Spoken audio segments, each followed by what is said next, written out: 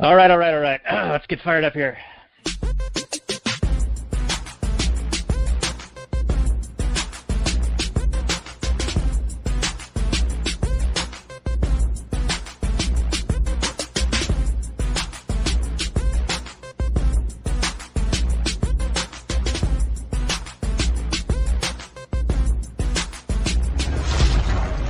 Maximum freedom.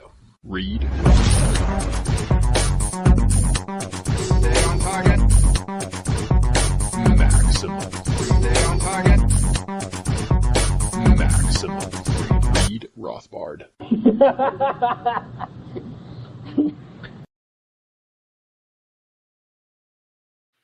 Well, hello and welcome to the Actual Anarchy Podcast, the podcast where we talk about movies from a Rothbardian Anarcho-Capitalist perspective.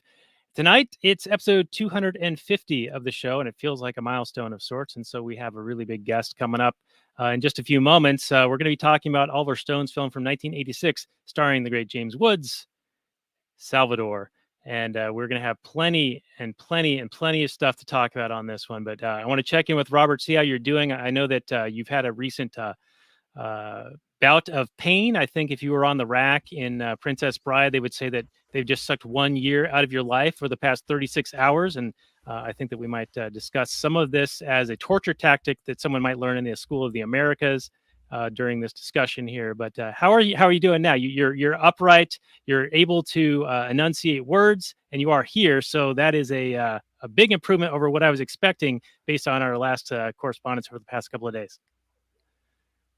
Yeah, so I was pregnant. I'm not going to tell you who the impregnator is, but I'm the proud father of a 1/10 of an ounce baby boy who has caused me nothing but intense, excruciating, mind-numbing pain. And I was happy to get the birthing process over with, and then we can get on with our lives. I'm looking forward to see him grow up and do all the things that the babies do.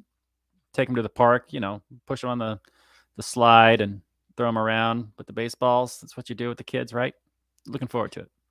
So if it's a boy, is it Bam Bam, and if it's a girl, is it Pebbles? Is that what you pick a name yet? Yeah, I was thinking Spike or Iron Maiden or, I don't know, Painbringer. There's something appropriate, but I like your Pebbles and Bam Bam. That's good too. Okay. I mean, we did do Crudes last week, so, it sort of ties in. And it was it was a surprise pregnancy. I was taken a little bit back. I was not expecting it. Let me tell you that. It was one of those oopsies, Those You're just lucky you didn't do it in Texas. What's the reference there? I don't get that. Oh, well, you've been in so much pain. You haven't seen all the outrage on the social media platforms for the Supreme Court's decision not to overrule Texas in banning like some level of abortions there. No, that's news to me. Okay. Yeah. They're screeching pretty hard about it. No, I carried mine to term and gave birth, and he's a happy and healthy little boy. And he's not going to be vaccinated. I don't know. People are going to freak out about that, but keep him all natural. And he's sleeping right now. He's doing good. But we're looking forward to. I did. I tucked him in for the night. He's sleeping soundly. Hasn't cried once yet, which has been. I've cried way more than he has. So that's that's a surprise. Okay, that's good. Well, I only hope that you have some of the pain medication still in you, so you're a bit loopy and a little bit loose, and really speak your mind on this one, because this one is a hot movie, and we've got a hot guest coming up right after these messages from ourselves.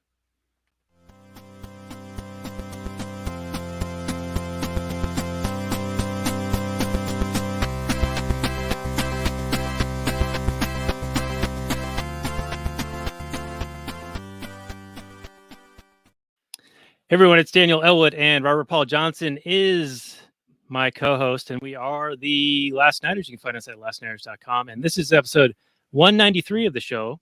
You can find the show notes more at lastnighters.com/193. You can also find us on the Liberty Movement's YouTube channel. We're talking about Oliver Stone's 1986 semi-masterpiece, Salvador, starring James Woods. And we have the great Free Man Beyond the Wall podcaster. And he's not just one of the top podcasters in our sphere. He's one of the top podcasters in the world. I mean, if you look at his numbers, he's in the top 5% or top 1%. It's something amazing. And he's been a multi-time guest with us, usually for Kevin Costner flicks, except one occasion we did Casablanca, which he had to do. It's a great movie. You got the perfect 10 for the first time ever on our show. And this one is actually sort of a Kevin Costner adjacent film, because we did do JFK with you last year, which was directed by Oliver Stone. And then this was also directed by Oliver Stone. So we're going to do the Kevin Bacon 7 Degrees of Separation to bring this movie into the orbit of the great Pete Quinones of the Free Man Beyond the Wall podcast. Pete, why don't you remind people where they can find your show and what do you do on your show? Free Man Beyond the Wall podcast. I pretty much interview anyone I want, and a lot of those people end up to get some people mad. Some of the conversations. I have a Substack. By any means necessary, pquinones.substack.com. And our production company, Stateless Productions, is currently doing the interviews and shooting for our second documentary, which will be on America's police crisis. And our first documentary is on Amazon Prime, called The Monopoly on Violence, which is the first feature-length documentary explaining to the world what anarcho-capitalism is. Right, and that is really well done. I'm very proud to know you, and that you have you reviewed that on this show yet? You know what? We haven't. I've seen it just on a personal level and really enjoyed it, but we could review it on here because hint, nudge, nudge. It is a movie, and it's a good one, so we should definitely do it. And you know what? I think I know a good guest for it. Probably, yeah. He probably knows a couple things about it. Yeah. Well, anyway, thanks again for joining us. We always enjoy having you on. I know it's not a Kevin Costner flick. He did recently do a Field of Dreams, like celebrity game. Yeah, I saw that. So that could have been like, we could have worked it in, but I think this one is a little bit more prescient and a little bit more like, I think you wanted to talk about this because you see some similarities perhaps in what's going on in present time. At least that's what I thought when I watched this movie. It is gritty and gripping, and James Woods, of course, is great. He has a fire Twitter account, much like yourself, by the way. He's pretty badass. I just really enjoyed this film, and so I'm glad that you brought it up. And I would not have known to watch this movie had you not recommended it. I'm glad. It's one of my favorites. It was, when it came out, I was all over it. I thought it was just fantastic. And like I told you before we started recording, I've seen it. I watched it back then many times. I just watched it over and over again. I was just enthralled by it. It was on the old VHS, had to rewind it. Oh yeah. Uphill both ways.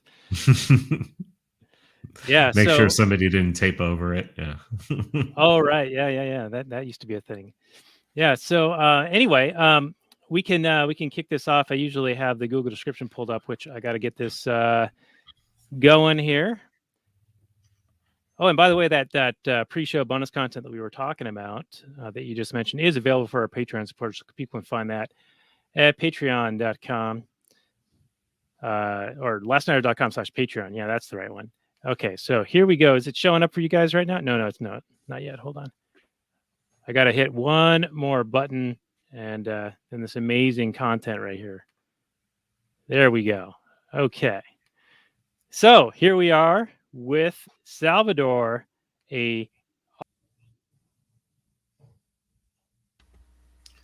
And Daniel killed himself? What happened? Bye, Daniel. See ya. So, mid-sentence. James Woods does have a pretty good Twitter account, but he put out one of the dumbest tweets I've seen in so long recently. He said, "So when does the Taliban come marching across the unprotected Mexican border?" So I guess it helps if you press the right button. What? Yeah. Boomer moment. I know, right? So we'll take it from the top. I'll cut this little section out unless you guys were like roasting me hard. Then I'll leave it in. I don't care. I was roasting James classic Woods. Daniel, man. We talking about? Got to leave that in. Yeah, I gotta fuck it up, man. All right. So now if I hit the right button and this button, okay. All right, much better. Okay, so how we usually start this off is with the Google description. So here we go. Salvador came out in 1986, drama/war film, 2 hours and 2 minutes, and Oliver Stone joint, rated R. 84% of Google users like it, 7.4 out of 10 on the IMDb, 89% Rotten Tomatoes, 3.9 out of 5 on Vudu, and apparently, I'm just learning this now, this is available on Hulu, which I do have a Hulu subscription. However, I did not know that at the time, so I actually paid Amazon some rental fees to be able to watch this. I don't feel too bad about it because it was a good movie. So here is the description. Unable to find work in America because of his penchant for booze and drugs, photojournalist Richard Boyle, played by James Woods, heads to El Salvador with his DJ friend, Dr. Rock, played by James Belushi, to see if he can get a gig covering the country's ongoing civil war. Boyle decides it's time to flee the country when the violence escalates to a level that even he is uncomfortable with, but his relationship with an El Salvadorian woman, played by Elpidia Carrillo, complicates matters. Release date March 5, 1986, director Oliver Stone, box office of $1.5 million on a budget of, I believe, about $5 million that Oliver Stone put a second mortgage on his house to be able to finance before he got another producer on board.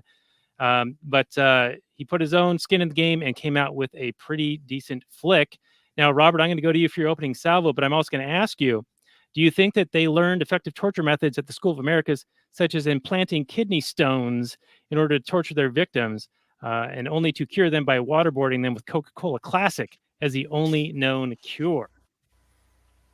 Robert, that is an overly elaborate torture method. I don't know if the CIA would just be hanging around implanting different things into people's bodies with the hope that they form kidney stones, but it is an intense pain, as Senor Quinones and I can attest to. I think, Daniel, you are kidney stone free for your life, and I hope you remain that way for the rest of your life. It is not a pain I wish on anyone else. The movie, though, is it's pretty intense. This is a fairly, I'm usually not a fan of war films. I like the spectacle of them, but I'm not generally a fan of the story or the protagonists in those stories, because they're usually fairly limp protagonists. They kind of go and do stuff, and things happen, and there's a lot of that. This movie really shows the chaos of war, even though he's not a soldier. He's a journalist covering the wars, and he is a broken character, and it's no shock that he goes to broken places that are just as broken as he is, and he can just kind of thrive in this chaos. Not only does he enjoy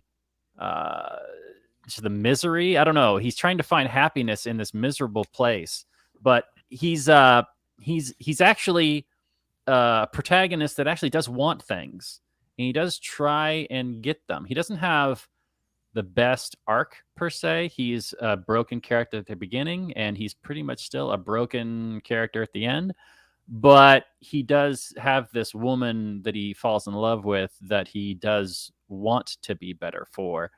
So I was rooting for him. There's this kind of competition he has with this proto CNN type mouthpiece lady, where she's asking the absolutely ridiculous questions of these politicians that nobody gives a shit about, and then he's the one that's like, "You're bullshit. You're bullshit. Just stop asking bullshit questions and ask him something real."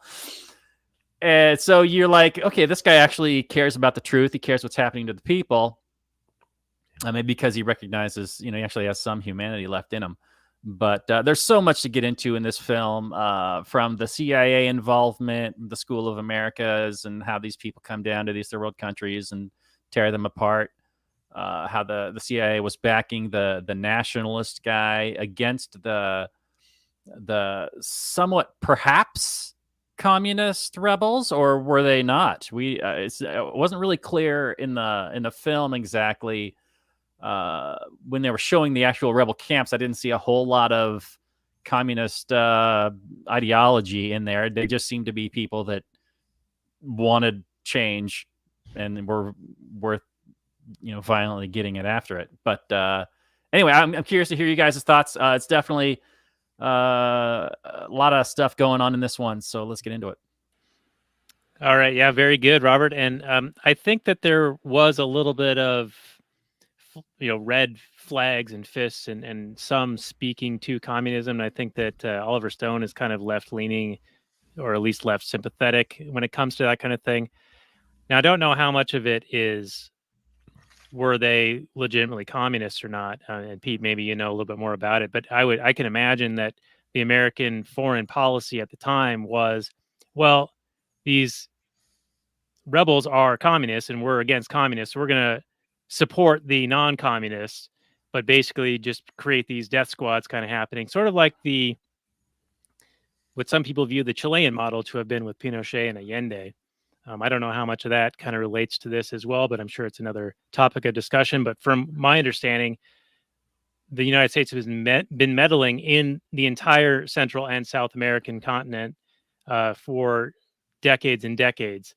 A lot of it has to do with 200 years. It's literally 200 years. More than that, yeah. So there's certainly a lot going on in this that is in the lead up of this. But my take on it by the end of it was everyone is the villain, really.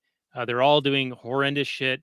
James Woods' character even points out to the rebels that when they're executing their prisoners, they're like, you're no better than them.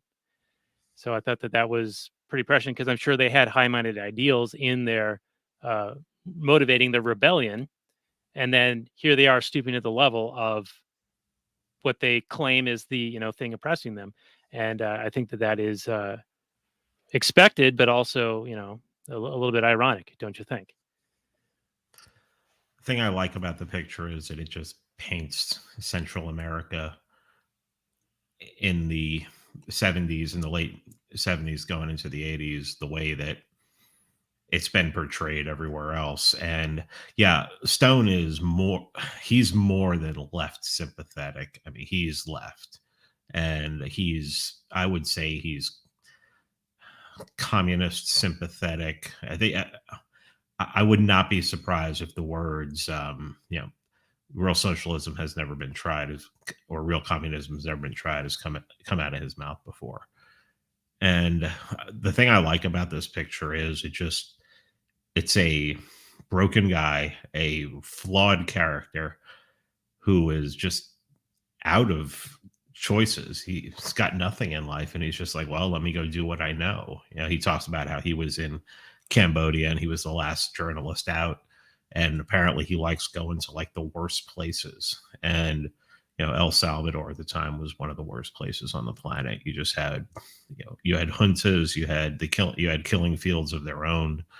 And I don't think, looking back on it, there were really any good guys at all. I think you had right-wing fascism going up against left-wing communism. I don't know that it was full-on communist. I don't know how hardcore it was, but from reading Chomsky and talking to Chomsky's daughter about what went on in Central America at that time, it was just one of the worst places a journalist would want to go. And especially a journalist like him, who's not hanging out at the hotel and interviewing people, but somebody who's actually going out into the field and doing things.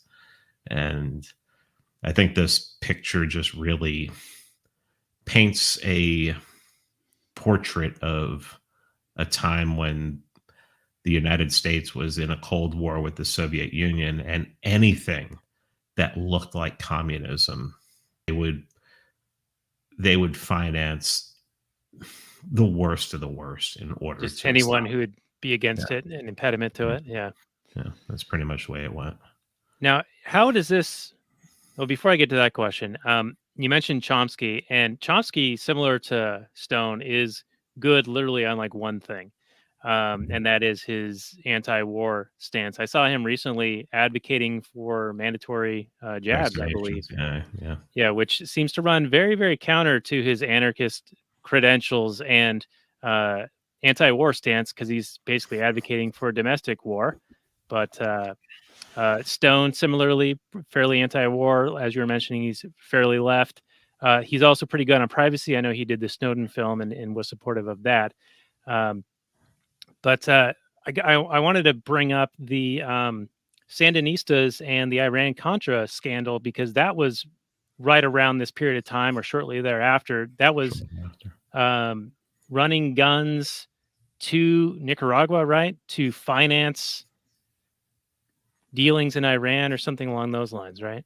Man, there was so much going on. There was so many things going in different directions. So cocaine was coming up out of Central America, coming into America, being sold. That money was going to pay for weapons that were sent back to Central America. A bunch of that money also later on in the decade was making it, or earlier in the decade, not so far. I don't want to say the years because I know I'm going to get it wrong and someone will yell at me. But some of that money was making it to Israel too, and Israel was, it was basically paying off weapons. Israel was giving weapons to Iran in the Iran-Iraq war that the United States had already given chemical weapons to Iraq for. So the United States was on basically arming both sides of that. I mean, that was a cluster. That sounds pretty familiar with things happening with Al-Qaeda and ISIS and all that. Oh yeah. Everybody's like, how could you have Pentagon troops fighting CIA troops in Syria? And I'm like, look at the 80s. It was ridiculous. Yeah, shit's been going on for a while. All right. So I know Ollie North was big into that, and he was famously brought in for congressional hearings and whatnot. But I was very young when all that was going on. But as far as what we see Boyle come into, it really does seem like you've got sort of the grand chessboard at play here, and that is, manipulating different factions within countries to get sympathetic governments in place to do the will and the bidding of the United States. And I would imagine getting natural resources secured or things in place for multinational corporations along those lines, which I think gives a lot of credence to the anti-imperialist rhetoric coming from the left.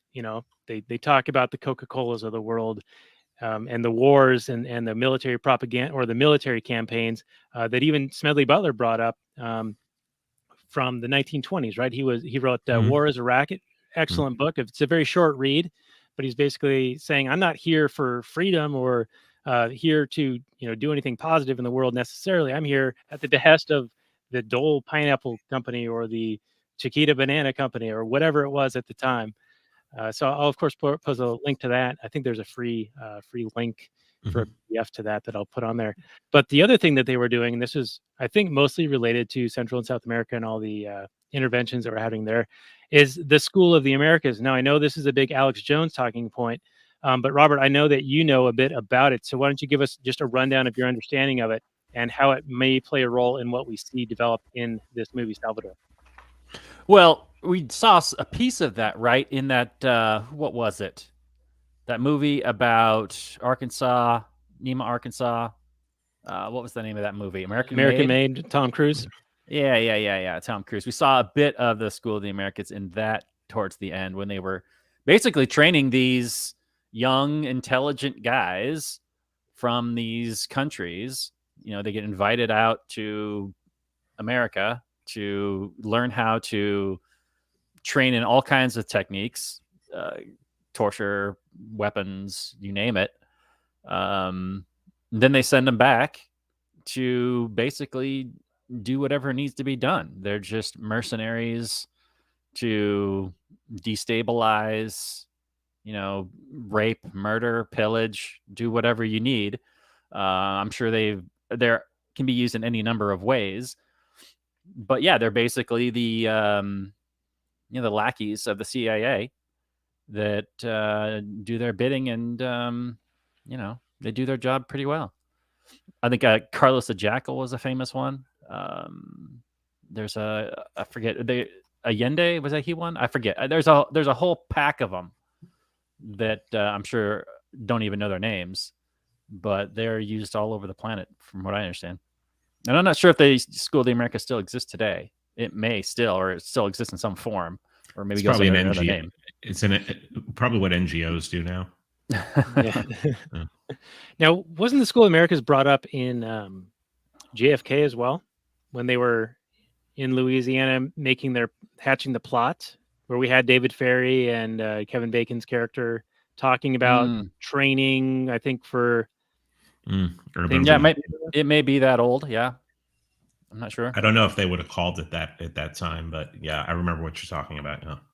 Okay, yeah, it's a little, it's in there somewhere, a little vague and fuzzy, but there's so much information being crammed at us all the time. But before we get back into what's going on in this movie in El Salvador, can we talk about Richard Boyle's situation in San Francisco just a little bit? Because sure, he's down on his luck. I mean, he seems to be someone who has put out good work in the past, and he's sort of coasting on that reputation, but he's been burning bridges along the way due to his penchant for drugs and boozing and womanizing and all of those things. So he's kind of burned all those bridges and opportunities, but he still kind of has whatever that it factor is to be able to get that photograph or the story or whatever it takes in these high stress areas. But he is down on his luck, and he can't pay for the rent on his small apartment in San Francisco. Now, back in the 80s, it was probably far more affordable on the scale, even accounting for inflation, because it's just astronomical now, even though there's literally human feces on the sidewalks these days next to the needle exchange and all of the oppressive COVID policies that are happening there. But he is not doing well, and he's got an Italian wife and a son there who leave him, and then he gets arrested by some lady who says he's got 50 some odd unpaid parking tickets, a bunch of speeding tickets, and then he says, "Well, no, it's a different Richard Boyle. That's not me," and gets booked in the slammer, only to then be busted out by Dr. Rock, Jim Belushi, who says his dog is in dog Dachau, which turns out he was right. The dog was euthanized. But did either of you have any thoughts on where he was at that time, and that's what kind of motivated him to go and seek out this adventure? Well, this is a guy that is constantly trying to stay one step ahead of all the people that don't like him, or that he owes money to, or that he has pissed off in one way or another. He is the kind of guy that maybe he has some good instincts, but he doesn't follow those good instincts very often. He's that friend of yours that's always bumming money off you. Like he borrows money from pretty much almost everybody he talks to in this film, and you never see him paying it back. So he's not ever paying it back. And people that are loaning him the money know they're not getting it back. They're just like, "Oh man, okay, here's $50. Leave me alone." He's not a guy that really engenders a lot of, I think, loyalty is the main thing. If he was my friend, I think I would keep him at arm's length. He's that kind of guy that I could see why his life is a disaster, because he is not a complete human being. He is broken. We don't get an idea of exactly why. We don't understand his childhood or anything like that, but we know that he went to Vietnam, Cambodia, all these broken disaster war zones from an early age. I mean, he's 40 in 1980, or 42 in 1980. So he's probably been at this for quite some time, at least probably like 14, 15 years, ever since he was a young man. So he's I don't know, he's a disaster, and I don't think he changes much throughout the film. He claims to be in love with the Predator girl, which was fun to see her again. And I think this is the only other time I've ever seen her. I don't know what happened to that actress, but she was just in these two movies, as far as I know. But it was fun to see her again. But yeah, he struck me as the same at the end as he was at the beginning, which is fine. He's an entertaining guy. Yeah, I wonder if what made him have that it factor was the fact that he was so broken and just kind of didn't give any fucks and had nothing left to lose, and so he was willing to put himself in those harmful situations to where he could capture those last moments of, he was the last journalist out of wherever, and he got certain photo for this and a certain story for that. And that was kind of one of the driving factors for him sort of getting by on that kind of ability to do that. But that was because of his almost nihilistic approach to his own life. Yeah, he was definitely throwing himself. He struck me, him and that other guy, the John character, I think his name was. Yeah. They struck me as like storm chasers that just throw themselves at whatever chaos they can find and throw themselves in the thick of it just for that, not only the experience and the rush and the exhilaration, but to get that shot, to get those crazy shots. And yeah, the only people that can do that are ones with pretty much nothing left to lose. Yeah, like they got a death wish going on. He was in his, I would say, early 30s when the whole Cambodia thing happened, which probably made him famous. And then he had a best-selling book and probably made money off of that, squandered it. Was probably invited to all the parties for a short time. He appears to me to be like the rock star that was like the one-hit wonder and was wined and dined, had a great world tour, and then it all just fell apart after that. And now he's just trying to go anywhere he can to get that rush that he felt at that time. And he's trying to relive that, where, he's going to go down there and, I'm going to go down to a war zone. And what was it? He was talking to somebody, and he was talking to that John character, and that John character's like, there's nothing for you here. Why don't you go to, I can't remember what country he said. He's like, there's no nightlife there. He's like, he's also looking for a party. And he's just, I saw him as somebody who was really just trying to recreate like the best time of his life. And it was questionable as to whether it was and everything. I actually remember this being up for an Oscar, and like he was, the real Richard Boyle was sitting next to Stone in the audience, and he was drunk as hell. And he was just completely out of his mind and everything like that in the audience and everything like that. So the guy was a lunatic. I think he's still alive. But yeah, he was a lunatic. And, I would assume at some point he was a great journalist and a great photojournalist, but, alcohol does things to people, but more than anything, fame does things to a lot of people. And looks like it screwed him up. Yeah. And seeing all that horror that he I'm sure was in the thick of, that doesn't help. It didn't seem to bother him, though, because, what Daniel's backdrop and everything, even when they were out there, it seemed like the smell bothered him more than the humanity, than the lack of humanity. Right. Yeah. That's an element I wanted to talk about, because it seemed as if the people living there were almost indifferent to it.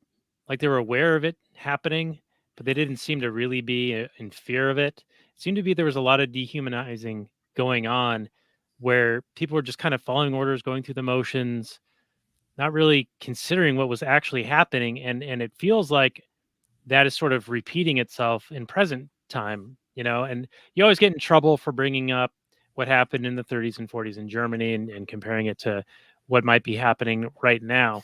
But the parallels are eerie. And if history doesn't repeat it, it very much rhymes. And I think that that's kind of what we're seeing. And in this movie, this period of time, it's sort of a microcosm of that.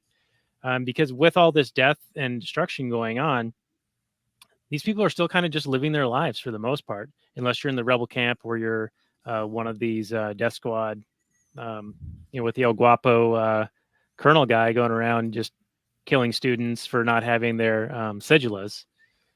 I mean, papers, please. It's 1930s all over again. And I think the old lady at the she said it feels like 1932 all over again.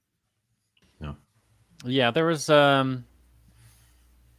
different groups. It definitely felt like there were different groups in the country, and everybody had a different kind of perspective and agenda. And I appreciated that about the film. It wasn't all just monolithic. Everybody was involved. There were some people that were just trying to go about their lives and kind of trying to ignore it. And then there were the people that were affected directly by the war and were horrified, and they were looking for their loved ones and whatever. And then there were those agencies that came in, like the Catholic nuns and those people, the aid organization people that were trying to help. And then you had it's the news class is an interesting little bit. They seem like, on the one hand, they're trying to shine a light on this horror, but at the other time, they just seem like a bunch of parasites. Like, they are just there to show as much horror as possible, or they are there to push an agenda, but they are just there to, I don't know. I don't know how I feel about it. It was very unsettling to, you generally think of, you want a news media that's there, it's going to show, shine the light on whatever unjust things are happening in the world or things that you need to know about. But it just seemed like they were so self-interested. And this is true of all humans all the time, of course. So it's not anything revelatory. But, when you watch somebody do a broadcast, you're not necessarily thinking about all the stuff that's going on behind the scenes, like all the self-interest things, all the moves that they're making. But then you watch a movie like this, it's kind of exposing that, and you're like, oh yeah, these are just people. They're trying to get the best angle on this to further their career, and they want to show the crying child as much as they can, because this is going to win them an Emmy or an Oscar or whatever. And it just leaves a bad taste in your mouth, I think. Yeah, wasn't it revealed recently that Biden had spoken with the now deposed president of Afghanistan and was trying to come up with a way to PR spin it so that it didn't look as bad as it actually ended up being? And the blonde in this, giving those softball questions to the candidate for running for president, reminded me of how they kid glove treat Biden prior to this Afghanistan withdrawal. Totally in contrast to how they handled Trump, which I was not a fan of how they handled Trump. I mean, yeah, they were asking him hard questions, but it was around stupid shit. It was around, oh, that mean tweet, this mean tweet. They didn't ask him any substantive, like actual violations of, human rights abuses or war crimes that he was committing. No, it was all about, oh, you said this nasty thing about Rosie O'Donnell or some shit. It's really fucking bizarre, And then with Joe Biden, they softball question him. They give him the questions ahead of time. He has a list of who to call on and when. That seems to have changed a little bit since this Afghanistan stuff, where it does seem like they've turned on him. But I also wonder if that's more like something else is at play here, where they're moving him out of the way. Right. What you really see with the press. I just interviewed an independent journalist named Ashley Rinsberg, and he wrote a book called The Gray Lady Winked, and it's all about the New York Times crimes. Basically 10 instances where they had an agenda. And once you understand what the New York Times has done, how they didn't even pay attention to what the Nazis were doing, they made excuses for Stalin. You realize the New York Times is complicit in more bodies than Hitler, and Stalin probably combined. I mean, even the Iraq War too. And what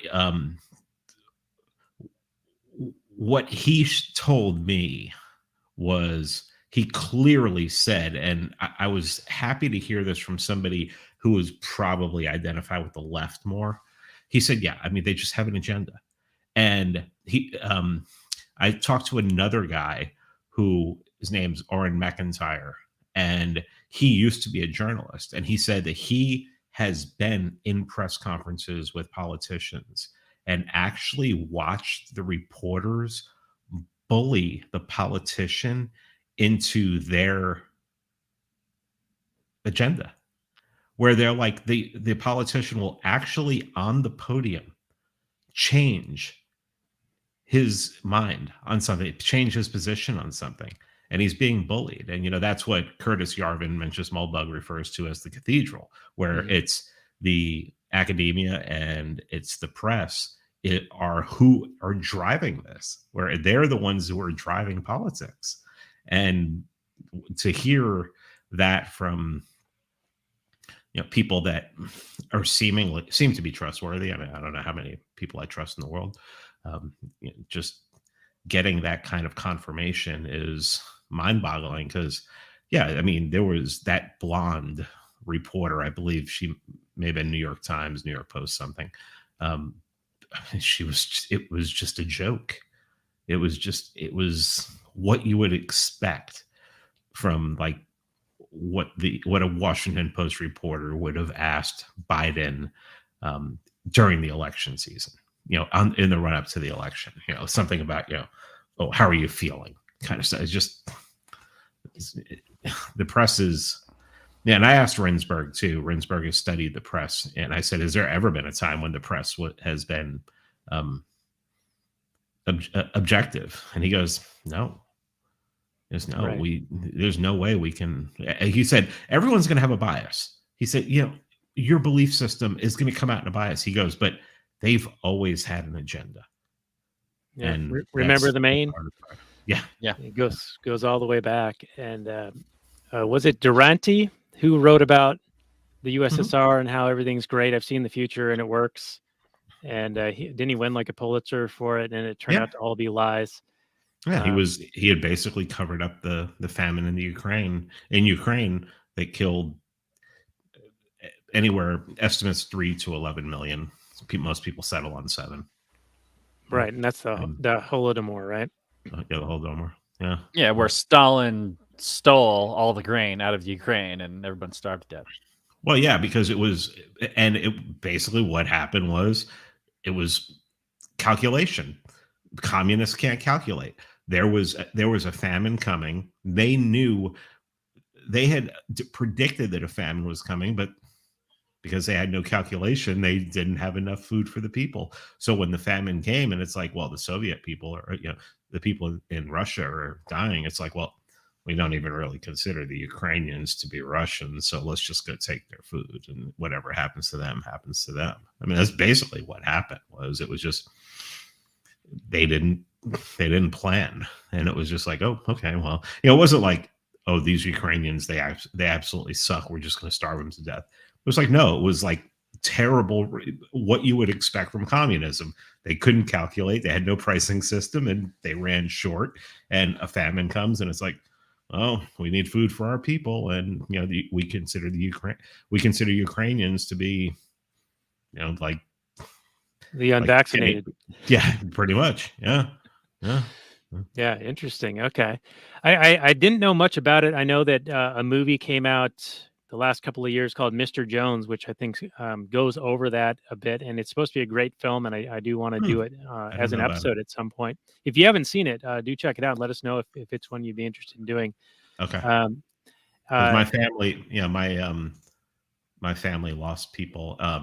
My mother's side of the family is Ukrainian, and when my grandmother came here, she was in Moscow. My great grandmother came here. She was in Moscow in 1917, and after the March Revolution, she came here. So, okay, yeah. Then that would probably be right up your alley. You'd have a perspective on it for sure.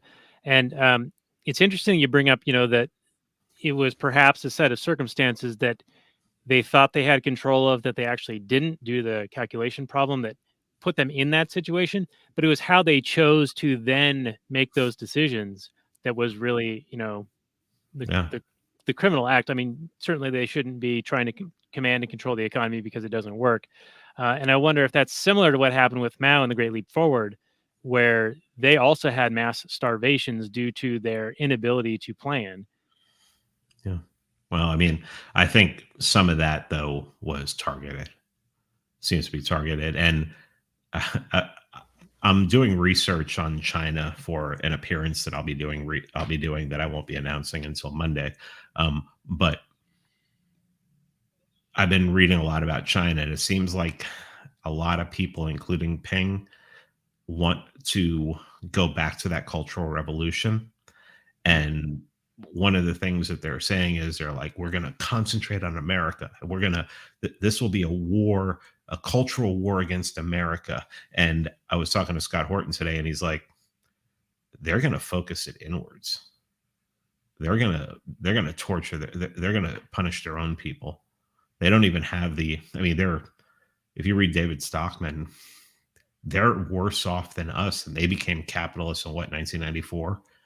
They're into the 30 to 40 trillion dollars worth of debt in 25 years. And their biggest mortgage company, National Mortgage Company, is their bonds are trading at 50%. They're about ready to freaking go down the tube. Yeah, China's not taking over the world anytime soon. I'm scared that there's going to be another friggin' Mao moment there. They're going to institute some more 5-year plans. Yeah, I feel like we're already at a cultural war here in the United States. Yeah. And it really reminds me of, have you seen the Yuri Bezmenov presentations from the 80s? Yeah. I mean, you watch that and you're like, holy shit, this guy's like Nostradamus.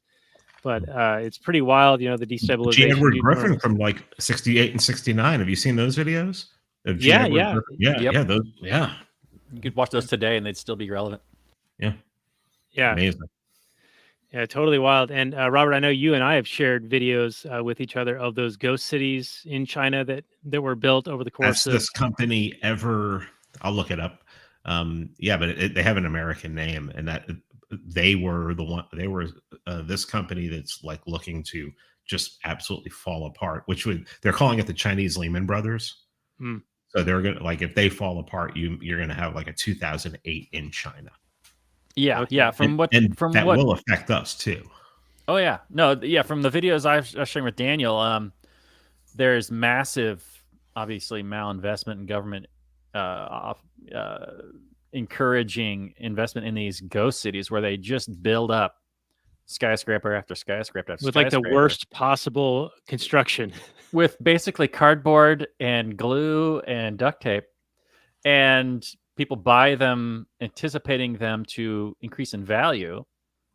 And then I assume they try and sell them at some point, but this has got to be some huge bubble that's got to pop at some point, because it's just, there's nothing there. Lives there or anything. Yeah. Nobody lives there. They're just empty, and they're just using them as basically investment.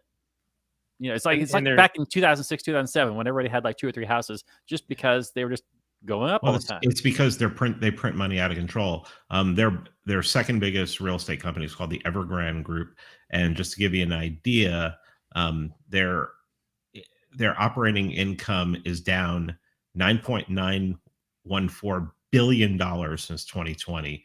Their net income is down $1.26 billion since 2020, and they're up $147,000 in total assets, but their total equity is down $54 billion this year. They're done. I mean, it's toast. It's just a matter of time. I mean, unless they get bailed out, and if they get bailed out, look at the amount of I forget what currency they use there, but they're gonna have to print it. And I've been reading David Stockman a lot lately, and it's amazing that we got off on China talking about Salvador, but David Stockman saying it's not like they have a Janet Yellen there. They don't have a Janet Yellen. They don't have a Paul Volcker. They don't have somebody who can come in and be like, okay, we need to drop interest rates. We need to raise interest rates. We need to do this. We need just to put a Band-Aid on it. No, they don't have anyone like that. And they won't bring anyone in from the outside. So they have no economists there of any. I mean, that's how this thing's gotten completely out of control. And it's just going to be, they're on a suicide course. And to worry about, that's why when I hear shows that they're, Steve Bannon just being this China hawk like crazy, I'm like, dude, they're just falling apart. I mean, you have to worry about an animal when it's dying. That it might strike out at you and everything, but still, this isn't long term. China's not taking over the world. They are so extended. It is ridiculous. I mean, when you start looking into it, Daniel Lacaille has some great articles on Mises.org. David Stockman's behind a paywall but he has. If you run like a David Stockman, like his website, and you run a search for China, it's like 70 articles in there just talking about how China is just decimating themselves. I mean, monetarily, and you remember how Trump talked about, oh, they're manipulating their currency. I mean, you have no idea. And everybody's like, well, we manipulate our currency too. No, not like this. They've done worse in 25 years. They've destroyed more in 25 years than the Federal Reserve has destroyed in 107 years, 108 years. And it's going to be, the fall is going to be something to see. And I think they're going to, when they do lash out like a wounded animal, it's going to be inwards. They're going to punish strong people. And I think that's going to be, that's going to be sad. It kind of feels like what's happening here. Oh God. Yeah. It seems to be, it's a trend, I mean, what are we, it's like, I've seen people like say, oh, January on Twitter, oh, January 6th was an insurrection. And like someone will comment and like tag the FBI. Good God. It's like, what the hell is going on in this country? It's like horse dewormer. Yeah. I mean, you realize that meme that the left is using is only like 4 or 5 days old. They've only started calling it horse dewormer in like the last 4 or 5 days. And it's like blown up to the point where NPR is saying it. And it's pretty, this is unprecedented times. Let me tell you something. It's, unfortunately, most people have a short memory, so they forget, and it works, on the majority of the non-thinking population. Sure. People will run with it. Yeah. Yeah. Well, one angle I wanted to take, because you mentioned these numbers of the losses in billions of dollars for that company, and this sort of relates to how you can lie with media and with news stories and things like that. And one of those is with statistics and how you present them. So when you present, they lost X billions of dollars, or lost this much equity or operating revenue. Well, compared to what, so like how much scale does that actually mean? I'm not like trying to call you out. I'm just trying to make the point that this is often how you can back something up with statistics that actually don't really mean anything. Like, what if, $5 billion in compared to the overall size of that company is like 2%, it might not actually be meaningful, that kind of a thing. But I've seen this happen, especially with the pandemic, and how these things are not only recorded, but also reported and then presented, where you can almost manipulate statistics into saying whatever you want, depending on whichever angle you choose to decide upon.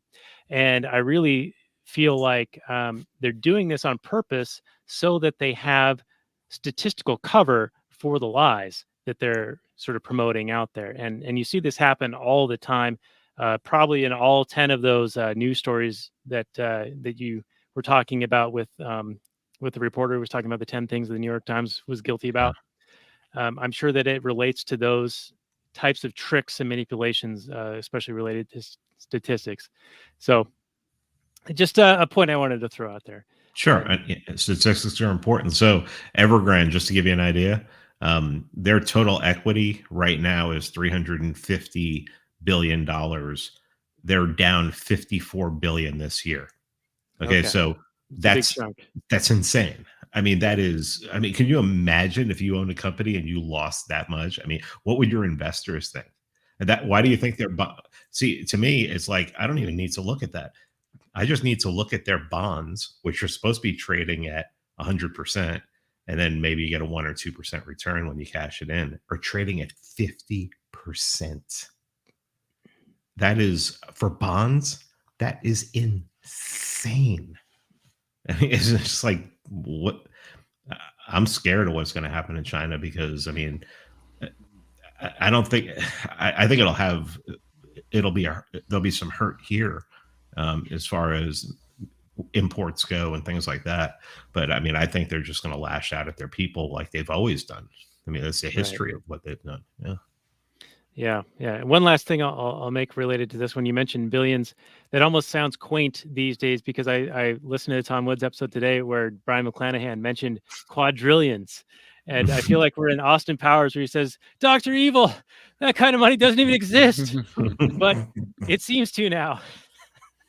Yeah, who knows how much is in circulation now? They say it's a certain amount, but who the hell knows? Right. Yeah.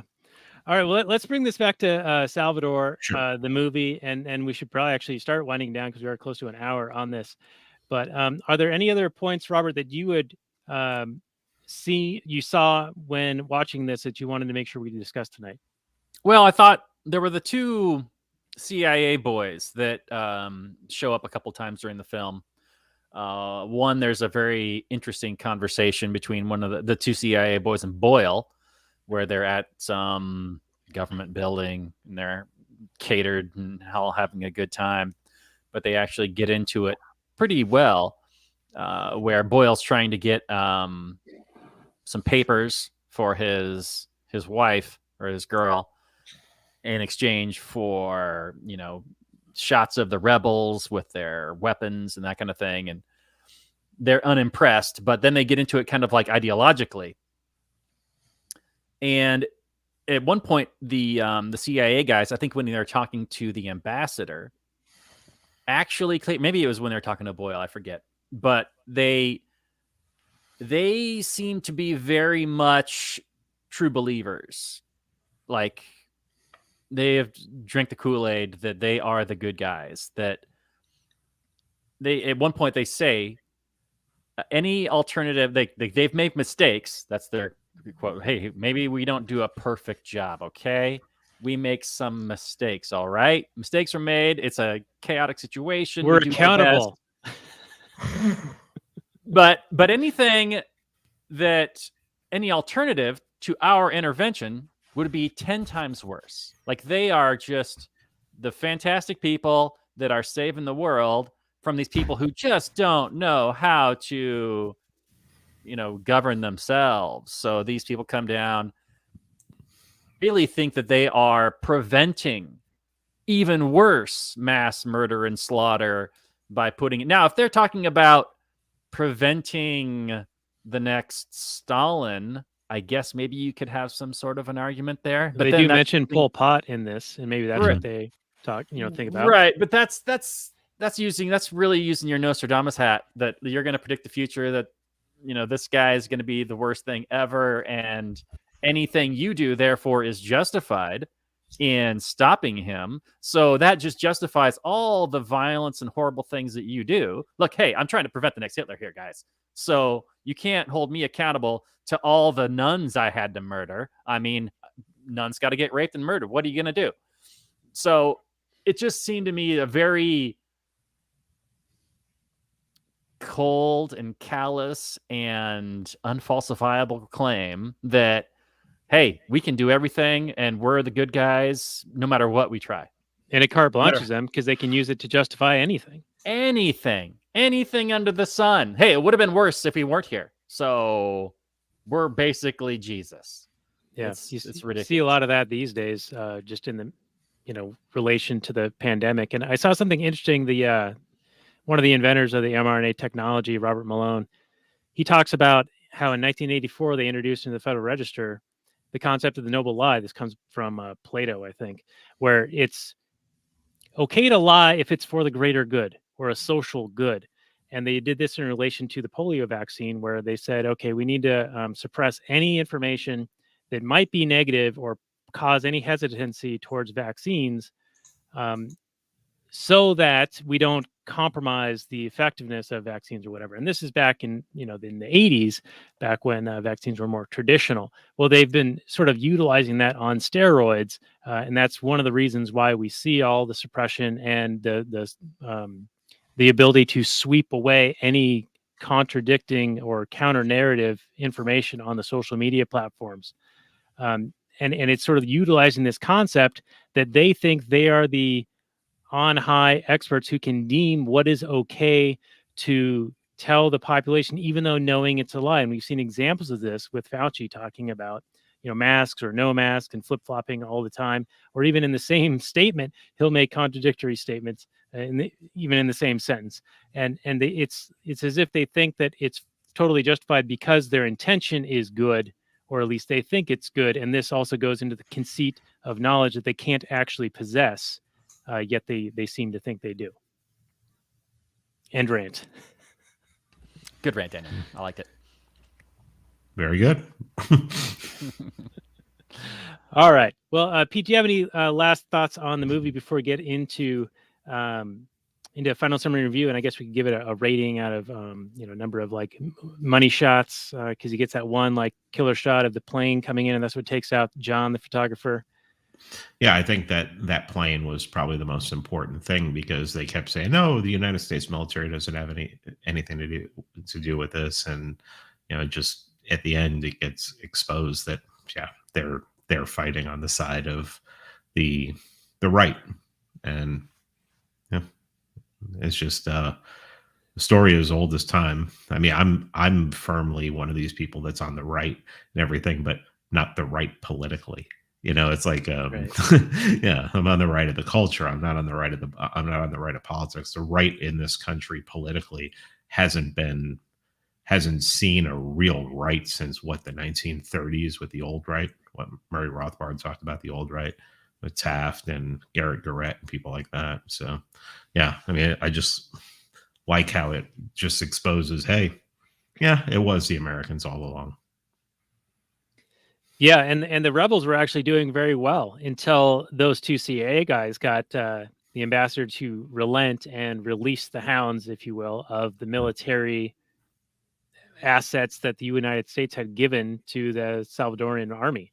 And that's where the tanks came from, and the planes and all of those things. Because prior to that, the rebels were doing quite well and seemed to have the upper hand. Granted, they were also not taking prisoners at that point and just shooting them, which Boyle, of course, said they were being the thing that they were fighting, which is all too common. Yeah, let me talk just real quick about that. That was kind of surprising, because when Boyle went out to the camps, he put their numbers at around 4,000 soldiers, like effective fighting. Like a lot of the rebels were just like moms and grandmas and kids and just like families. But he estimated their number at like 4,000. He's like, you guys don't have a chance. But you put them, like they had a cavalry charge, which was crazy at one point. Like they were like I think they're called boleros, like maybe like cowboys basically charging with guns. And they overran the defensive positions of the nationalists until, of course, they were countered by the U.S. hardware. But yeah, you gotta hand it to the bold, quick, fast military action of a good old fashioned charge. Well, yeah, and also you mentioned grandmothers and moms and everything. How do you defeat that? I mean, that's Exactly. resolve. There were stories from Vietnam. I remember one, they were talking about how the helicopter pilot came back in and there were arrows in the side of the helicopter.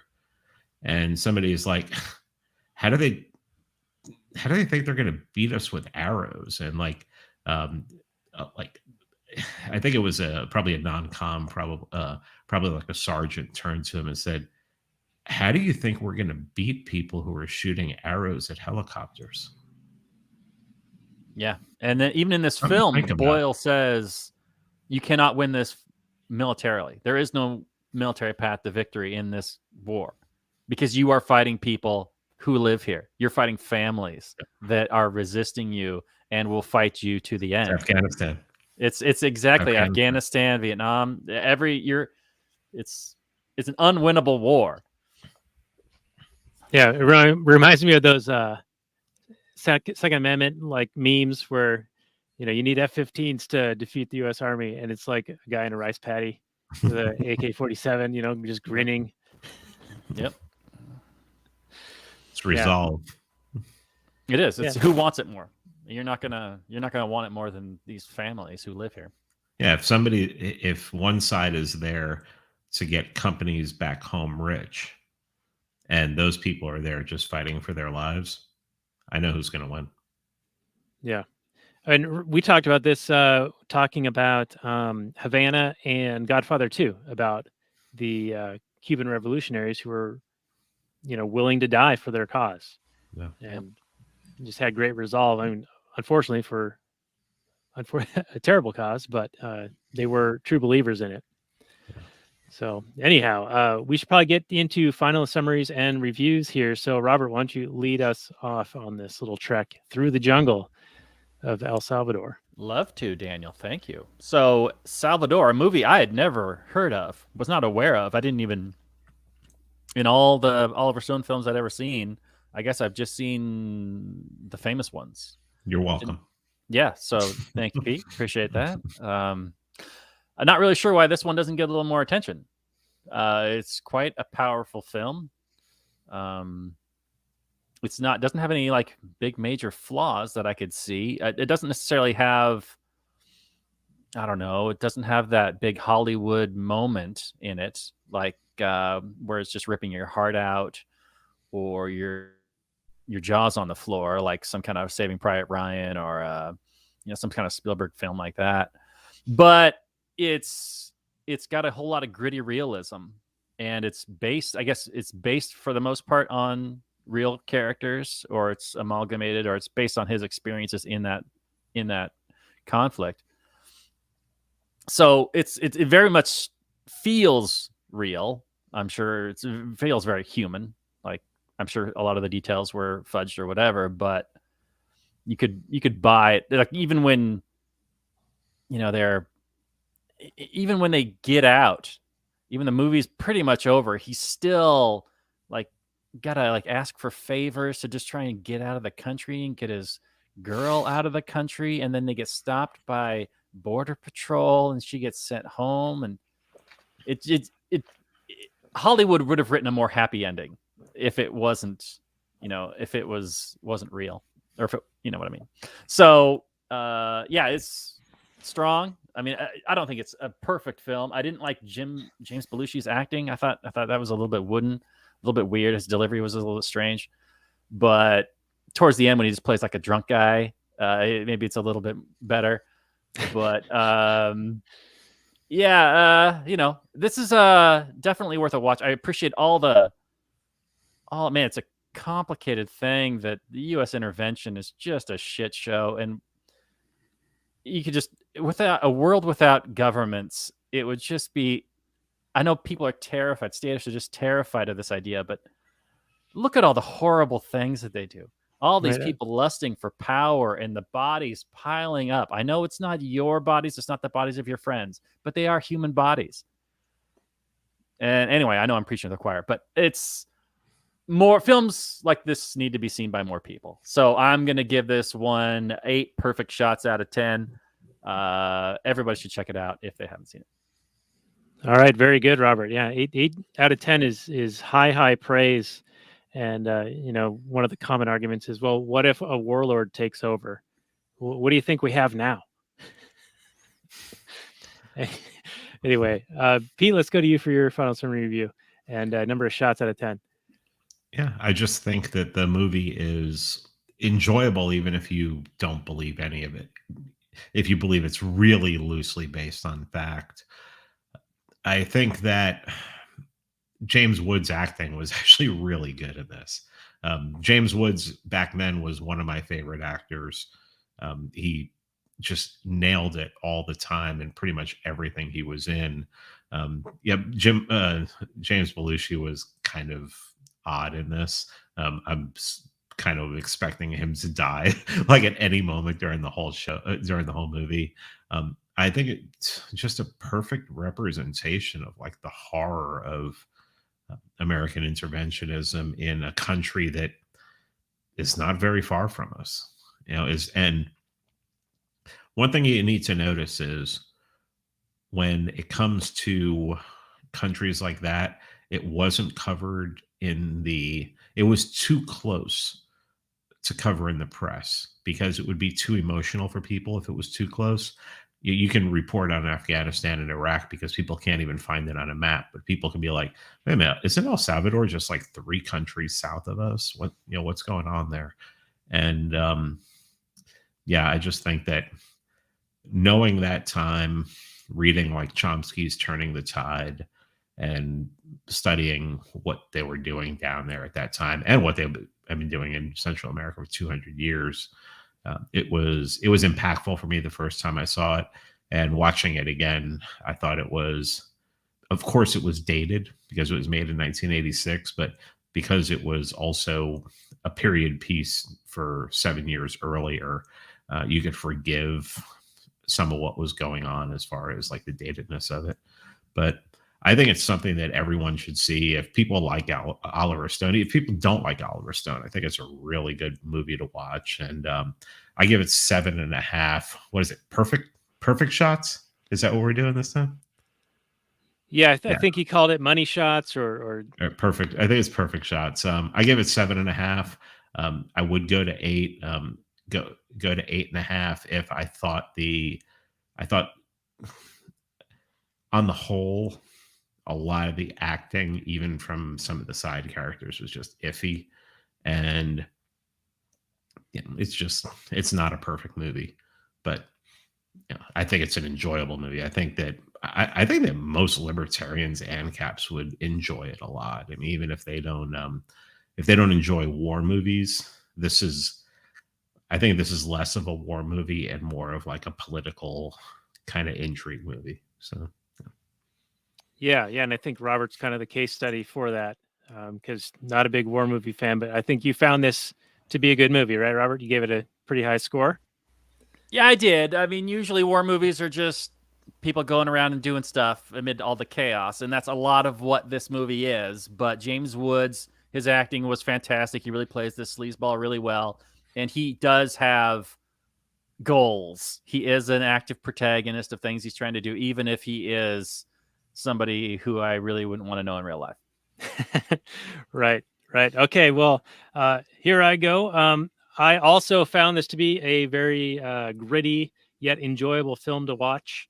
It was a little disjointed in some parts. Like it seemed like some of the scenes were just sort of jump cut, spliced together, and didn't really seem to flow very well together. Like all of a sudden he's looking all disheveled, and then the next moment he's looking cleaned up again. And so there's not a real sense of pacing or timing of when these things are happening. They're sort of just kind of jumbled together. And I wonder if that's just a matter of like, well, we had these certain scenes to shoot, and then in the edit, they started putting things together and move things around a little bit. But overall, you can definitely see Oliver Stone, just his fingerprints all over this thing. I really liked the score and the opening musical number, or the opening, drum hits with the machine gun fire. I thought that was very, very effective and very powerful. So overall, it's a really good film. I also have issues with James Belushi. I liked him in K-9. I thought that was probably his greatest work. Well, actually, his greatest work is probably being John Belushi's brother, because John Belushi was hilarious. Rest in peace, John Belushi. But overall, a really good movie, and one that I had never even heard of. So thanks again to Pete for bringing this to our attention and having it be the episode tonight. I think it's a very, very fine film, and Oliver Stone does good work. He's a master. He's a pro. So that's my take. Did I give a score? I'll give it 7. Not. 7 shots. 7 shots of the. I might switch mine from perfect shots to shots of whatever that cheap liquor was. Yeah, so you were gonna say that. That's 17. Tic Tac. Tic Tac. Or whatever. 17 cents for a bottle. Tic Tac. Right, well, you know what's funny? You know what's funny about that? The first time I ever went to Romania, which was not very long after communism fell, my favorite beer there was Ursus, and I was buying like 24-ounce cans for 17 cents. Oh wow! Wow. That was a very drunken month. All right. Well, very good. Well, Pete, thanks again for being our guest for this one. And people can find you at freemanbeyondthewall.com, also at the libertarianinstitute.org. You also have a Substack. We'll, of course, have links to all of that stuff on our show notes page at lastchance.com. Let me announce this. I don't know if you guys are on Twitter, but Scott Horton announced this today. A week from tonight, at Thursday nights, 8:00 Eastern time, from now on, bi-weekly, Scott Horton and I are going to be doing live streams, and we're going to be doing a live stream, and it's going to be called the Libertarian Institute Presents the End of the Empire, and it will be us commenting on whatever the news of the day, and just going off, and maybe I'll even get a word in edgewise. Yeah, he can run a mile a minute, man. I just listened to him on Dave Smith's show, and yeah, he's just so full of just information. His book is jam packed. I got the Fool's Errand, and what's the most recent one? Enough already. Yeah, Enough Already. I got it signed because I donated some money, and he was offering signed books. Keith Knight actually told us about that, so yep, that's the one. Excellent stuff. Everyone should read Scott Horton, listen to his stuff, and it sounds like do these live streams on Thursday nights at 5 p.m. Pacific. We're on, of course, the left coast, so 8 p.m. Eastern. That should be really cool. That'll be posted all up on Libertarian. It'll go into the RSS feeds and everything. So okay. Awesome. Well, thanks again, and I hope you can stick around for some of the Kathleen Turner Overdrive that we will do after we finish up here. But Robert, next week we're going to be talking about the news and journalists yet again. I feel like we trashed them a little hard on this one, but you know what? Deservedly so. Well deserved. They are the enemy of the people, and we're going to be doing the Disney romp Newsies with Abby Cleckner, and she reached out to us on our Facebook page. She was a student of Dr. Dennis Foster, who has been our guest for several episodes, most recently for Total Recall. He also did Logan's Run with us and a few others. And so she is a fan of our show, probably by way of, oh, I know him, I'll listen to it, and oh, these guys aren't half bad. I know people's opinions, right? They can do whatever they want. So that will be the show next week. Newsies. It's available on the old Disney Plus. So that will be what we do next week. Okay. I don't know how hard hitting a Disney movie about the news is going to be, but we'll see. We will see. And maybe Mr. Jones at some point, Pete, after you watch it, let us know if it strikes you as one worth doing, and we can do that for the next one. It's not really Kevin Costner adjacent, but I think we can give it another pass a la Casablanca or tonight's episode on Salvador. Absolutely. All right. Well, very good. Well, thank you guys for joining us for this episode. You can find the show and some more at lastnighters.com/193. And if you want the pre-show and post-show bonus content, post-show content is called Kathleen Turner Overdrive, which we're going to get into right after this. Go to lastnighters.com/Patreon and do check out Free Man Beyond the Wall. Excellent podcast with an excellent guest. And we will see you guys all next week for the old Newsies. And I got to find the right button to play us out. And we'll say goodnight from last night, everyone. Peace out.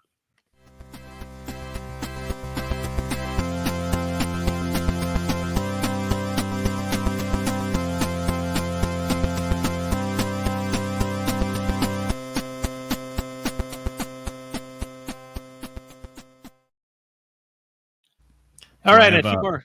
Do I have a minute to go do something? Certainly. Like take a leak and yeah. I'll cut this part out. I'll be right back. No, leave that part in. That's good. That's good. Leave it in. Well, I got a few more minutes on the Actual Anarchy podcast. Our guest will be back in just a moment. And so I was going to pose a question, which I feel like I should wait till he's back because the question will be posed to him, and I want him to know what the question is. But I could pose it to you, I guess, now, Robert. Recently in the news, El Salvador has been brought up again for being desirous of moving to the Bitcoin standard. If I recall, I haven't read too much into it, but people are kind of freaking out because they're moving away from, I guess, the US dollar as a thing backing their currency. I don't know much about it. Is this something that you're aware of? And what are your thoughts on what the implications of this might be? Having a full-fledged country moving to a Bitcoin standard. They're using it as like that would replace their national currency, or this would be something that would be backing a la gold or silver or something like that? See, that question alone is beyond your understanding. Means you know more about it than I do. Okay. Well, if they actually do move to make it more of a legitimate like state thing, then I mean that's just one more adopter, and well, many or adopters to the Bitcoin standard, which would only increase its desirability, increase its value. But you know, one of the things keeping it from being like a really standard currency is just how volatile it is, right? Like if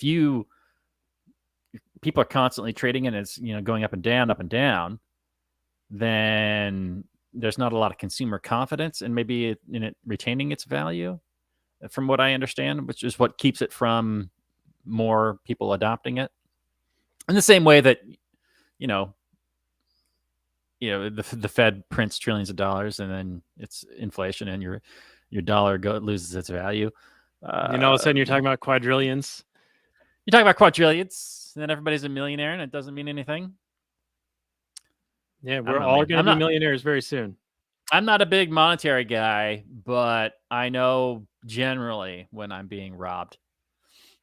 Yeah. And I think there's another issue, and I don't know if it's been solved by other kind of ancillary things, but the transaction cost and speed is pretty slow. And so I think there's a thing called Bitcoin Cash. Now, I don't know much about this, but I think it's intended to have faster, lower cost transactions that, or maybe Monero does this as well, where it's sort of like this sidecar thing and it also encrypts the information related to the transaction itself. So it pushes it through and it's still on the ledger, but it's not like as traceable as a Bitcoin transaction might be, because there is a lot of reporting that's sort of being demanded by the tax authorities. Also, speaking of reporting being demanded by the tax authorities, there's a bill being proposed right now that's going to require U.S. registered banks to report and record all transactions for every account greater than $600 in value. So the account itself has to have $600 or more, and then they'll be required to report all money coming in or going out to the IRS. That's every credit card transaction, every credit card payment I make. Yeah. Every American Express payment I make. So, I mean, and that's, I think, another thing that's going to push people away from the dollar standard. We were talking, Pete, while you were away. I was listening the whole time. Oh, great. Okay. Yes. The El Salvador with the Bitcoin. Do you know much about it? I only know what I saw in El Salvador going to move to a Bitcoin standard, and then some people like screeching about it, but I don't know if it means they're going to use it to back their currency, or they're going to use it as their official currency for day-to-day transactions for the people in El Salvador. Okay, so I talked to a Bitcoin guy, and he said that they're looking to use it as currency. What he's worried about is, I mean, of course, anything that seems to want to legitimize it more, cryptocurrency want, who are into cryptocurrency want. He's worried that El Salvador, the government is going to tell people to use custodial wallets, and then they're going to steal their Bitcoin. He's like almost thinks it's like going to be like a gigantic kind of theft thing, like a trap. Yeah, like a trap where people are going to pour all their money. It's like, okay, you can use it, but you can only use this wallet, and it'll be a custodial wallet. And then they'll blame it on some hacker or something like that, which is impossible. I mean, anyone who knows anything about it, I mean, unless you're sitting there, unless someone gives you their keys, you're not going to get it. And they'll blame it. So that was his biggest worry, was that they were going to, say, oh, well, you can only use this kind of wallet. And then they would just like take, $1 million here, $1 million there, $1 million, and just start fleecing everybody. So okay, so standard government operation. Well, yeah, I mean, El Salvador is on El Salvador, just like Panama is on the U.S. dollar. So, I mean, if they're on the U.S. dollar, you have to assume there's a lot of U.S. control down there, probably Federal Reserve banks, whatever, and that's what I would be most worried about. I mean, it'd be great to see, what Carr from Timeline Earth, formerly Friends Against Government podcast. And, he's like, you want to see a government do that, especially a government like El Salvador, because it's like, okay, well, I mean, this just might be a last ditch effort because they've been so screwed for so long and everything, but we don't really know who's in charge of that. So.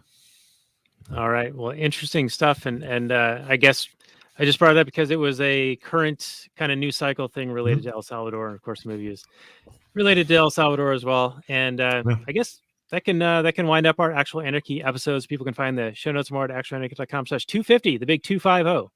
So a little bit of fanfare and celebratoriness. And Pete, you're You've been on like 6 times now, 7 times. You graced us with your presence. I'm humbled by that. I think that the fact you make time for a little show like us it means a lot to me. So I appreciate. I love talking about movies, and you guys are cool. So, if I thought you guys were dicks, I wouldn't come on the show. All right, I'll try harder. Damn it. Yeah, really. Be more of a dick. Really, if you try really hard, then I'm going to like you even more. So. Oh yeah, there's that. Okay, yeah, you heard it here. Pete likes dick. No, just kidding. Hey. All right, you laid yourself into that one. All right, so we're going to get into some Kathleen Turner Overdrive right after this, so people can find show notes more at actionanarchy.com/250. Check out Free Man Beyond the Wall and the Libertarian Institute. Show notes, links to all that on the show notes page, of course. And Pete, thanks again. It's been a lot of fun, and we will get into some Kathleen Turner Overdrive. Maximum freedom, everyone. Peace out.